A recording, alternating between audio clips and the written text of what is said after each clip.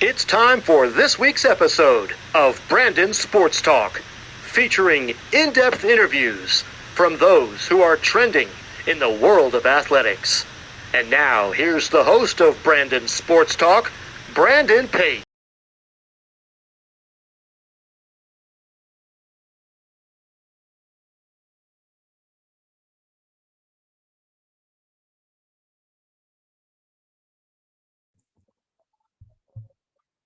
Welcome back to Brandon Sports Talk. In today's episode, I have the privilege to interview the Carolina Hurricanes PA announcer, Wade Minter. How are you doing today?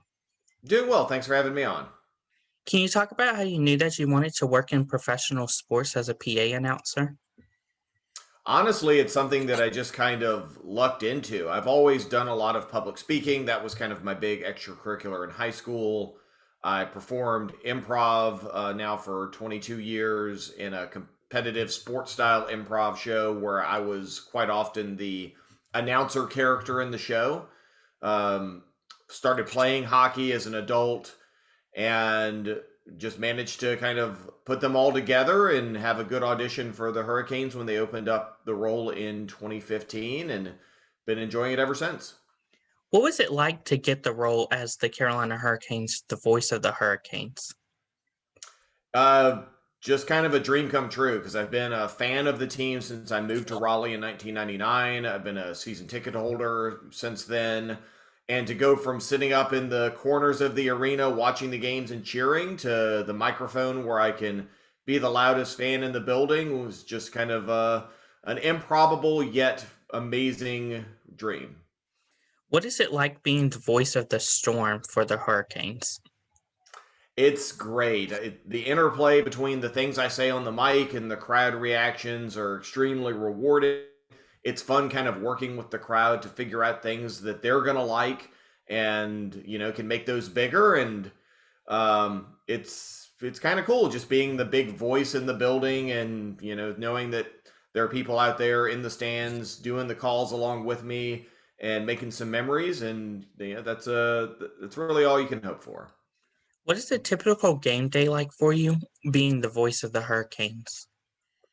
So during the day, I tend to do my game prep. So get my rosters printed out, update the stats, find any players who I don't know their names, try to figure out pronunciations there. And then about 2 hours before puck drop is the call time for our production meeting. So all the game production staff, the camera operators, the DJ, the video board people, me, all of us have a meeting a couple hours prior to puck drop where we go over the script and the run of show for that night. And after that meeting's over, in a non-COVID year, I'll go have dinner and kind of walk the concourse. This year, I'll just kind of walk the concourse because they aren't having the dinners anymore. And then a few minutes before warm-ups, I go to my microphone and get ready to announce the team coming on to the ice for warm-ups. And at that point, my show starts. What is it like calling the NC State Ice Pack games? It's a lot of fun. I'm also the DJ for them. So in addition to doing the announcing, I do the music as well, which is a fun little addition for me. And the crowds at the Ice Pack games are rowdy. We haven't gotten a chance to see what a full crowd at weight competition centers like, but the games at the Iceplex were always just loud and people banging on the glass and high energy and the college students getting into it. And the fact that the Ice Pack has been so good just adds to it. You're going to see a good team on the ice. They're going to score a lot of goals and send the crowd home happy. Of course, with doing the Carolina Hurricanes and the Ice Pack, which one have you found is more rowdy and easier?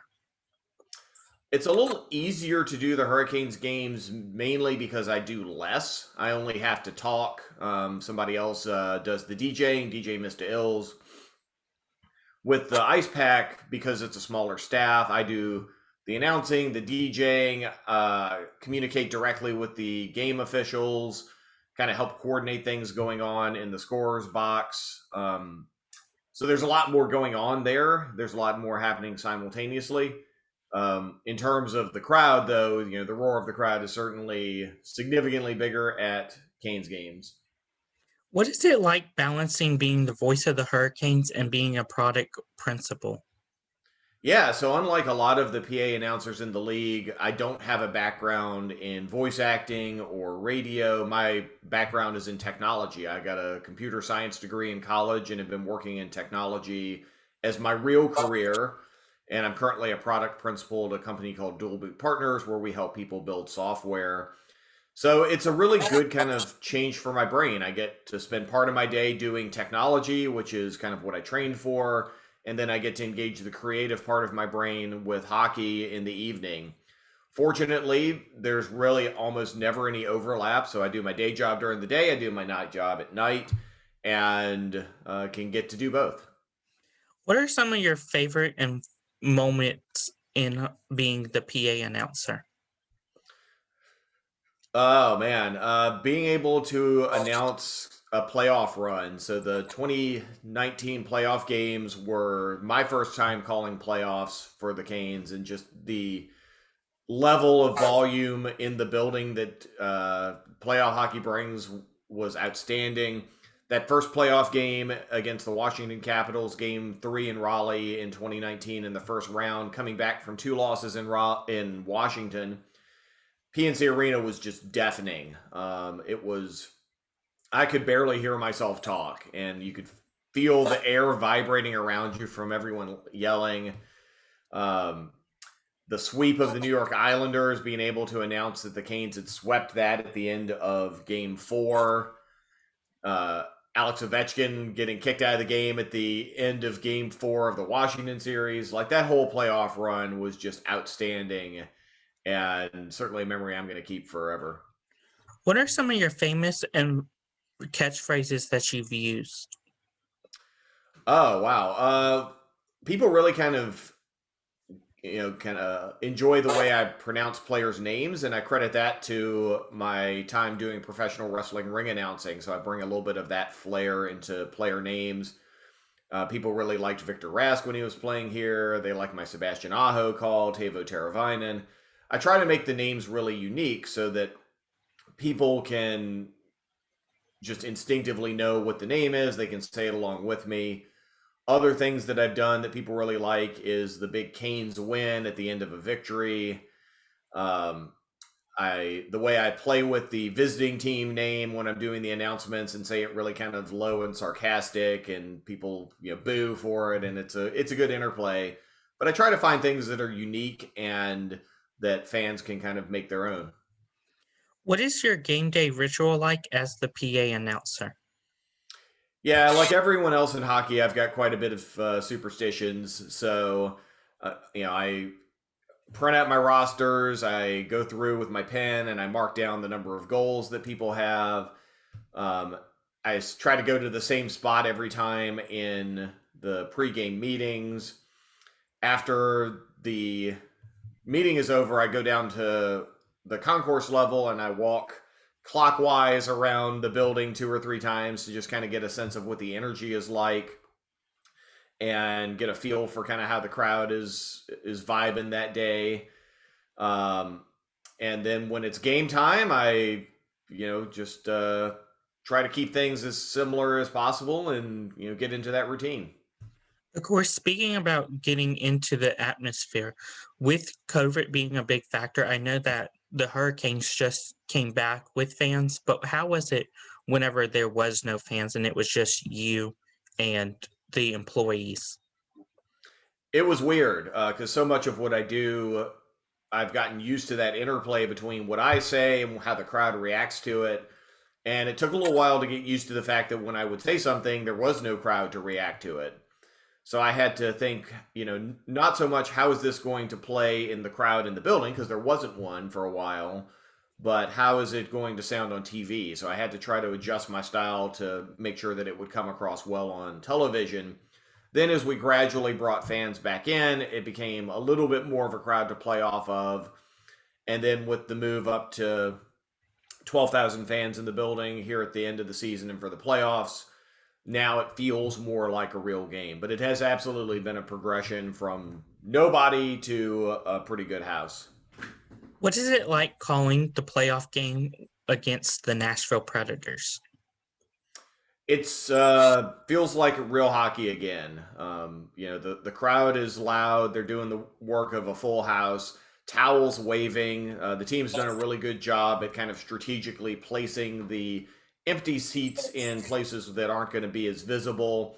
So when I look out from my kind of temporary perch on press level, all I see is a sea of fans waving their towels, getting loud, and the team's been good. They've provided two really fun games at home, a couple tough double overtime losses on the road, but I'm hoping that it's going to be even louder and rowdier tonight as the game five comes to Raleigh, and the team will bring home a win.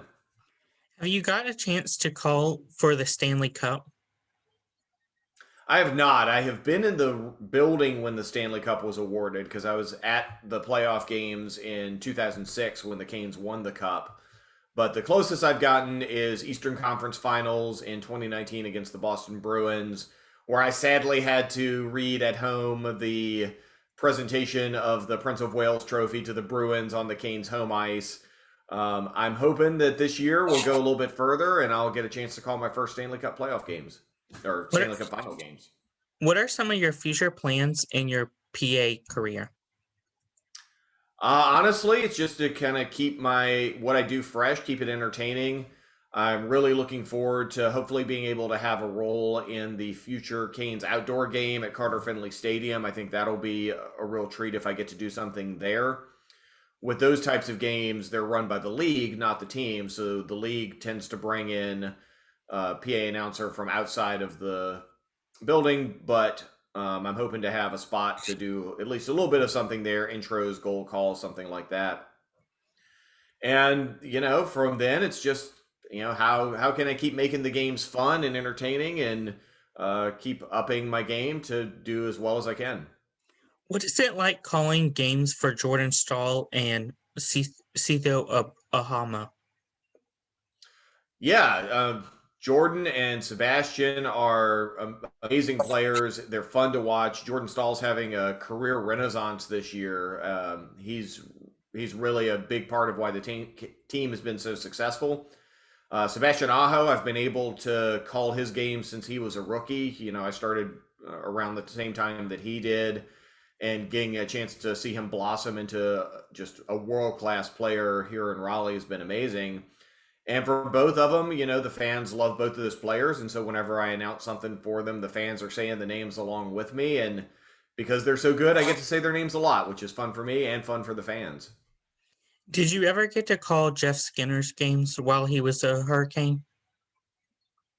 I did, yeah.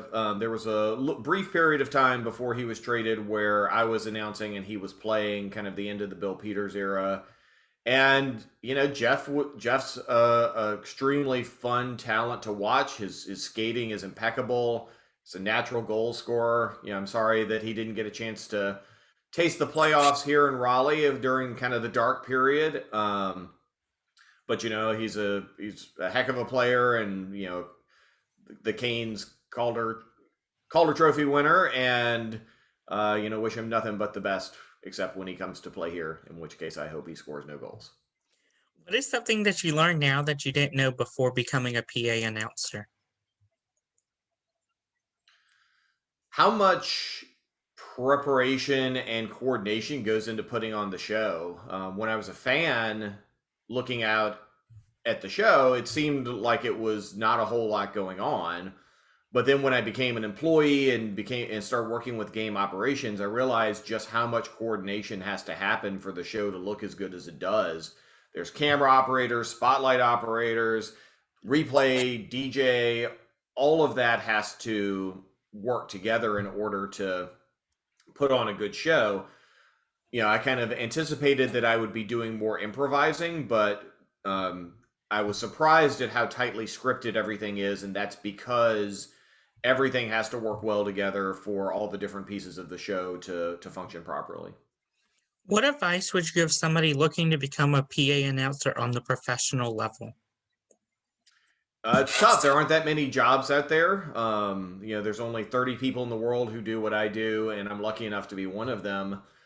And I think that the key is to have your own unique style and approach to the game, something that the fans will enjoy. Because if you sound like everybody else, you could be anybody else. But if you have your own unique style, then you'll be something unique as well. And if you can accurately reflect the feelings of the fans in the building through your voice, people will enjoy it. Where can my listeners find you at on social media? You can find me on Twitter at Minter, Minter, my last name. Not on Facebook or Instagram, but Twitter is where I do most of my social media, run my social media contests after every home game, and just generally post silliness. So that's the best place to follow me. Can we get how you sound when the Canes come out? Sure. My announcer voice isn't really that similar to my speaking voice, so it's kind of a character that I put on. So when it's time for the games, it sounds a little something like, "Please welcome to the ice for the start of tonight's game, your Carolina Hurricanes." That's wonderful. Thank you again, Wade Minister, for your interview, and best of luck in your future with the Carolina Hurricanes as the PA announcer.